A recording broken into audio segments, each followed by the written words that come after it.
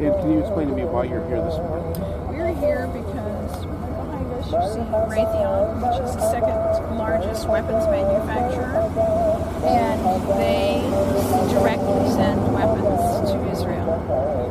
So they are complicit in the genocide. And as people may or may not know, it is our tax dollars that buy those weapons, which makes us responsible as well. And we do not feel like we can be silent in the face of genocide, because that's what it is. It's on the international court. You know, all of the evidence there. More journalists have been killed in Gaza than in any other conflict. And there's a reason for that, and that's because Israel does not want the world to see what is happening. But there have been some incredibly brave Gazans who have maintained, who have every day kept filming, and many of their colleagues have been killed either by bombs or by sharpshooters because Israel is directly targeting journalists. Tell me about your banner and the messages that I see displayed with your group. Yeah, so what we're calling for is an immediate and permanent ceasefire. You know, because our government is funding this genocide, our government has the power to make a ceasefire happen just like that. But instead they're sending more weapons to Israel. So that says it all. Genocide is manufactured here.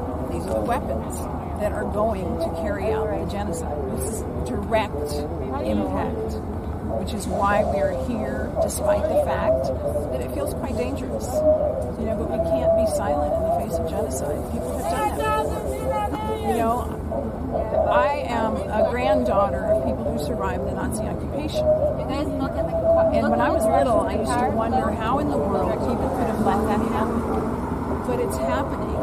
It's happening, and people are letting it happen. Mostly people in power, because the world sees what's happening, and the world has come out in millions and millions to stand in solidarity in Gaza and in Palestine, because there are also attacks happening, home demolitions, assassinations in the West Bank.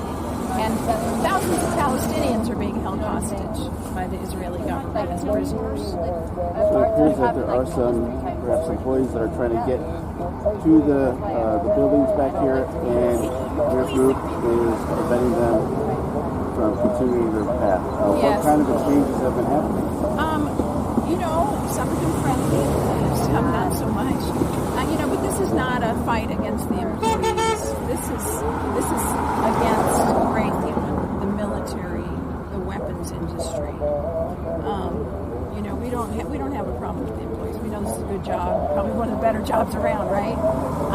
But we do want to draw attention. A lot of people don't even know this exists. I didn't know it existed until a few months ago. A lot of people do not know that we are majorly manufacturing weapons here in Louisville, Kentucky. Kentucky, which is one of the poorest states, right? We have tremendous poverty issues. And yet our money goes to weapons to kill people across the world instead of for housing, for jobs, for mental health, for community needs. And we're not okay with that, not in our name. What do you expect might happen within the next coming minutes? I mean, are you guys prepared to be arrested and dragged off in handcuffs? Or we are prepared to stay here and put our bodies against the genocide that is happening. So who knows what will happen. Well, thanks for speaking with me. Is there anything else at all you would like to add? You know, I would just encourage people, this is your moment in history to stand against genocide. Silence is complicity. You know, even if it's just calling your congressperson and saying, hey, please support an immediate ceasefire. Writing a letter, coming out here with us. There's so many things you can do. Talking to your temple, your church, your mosque.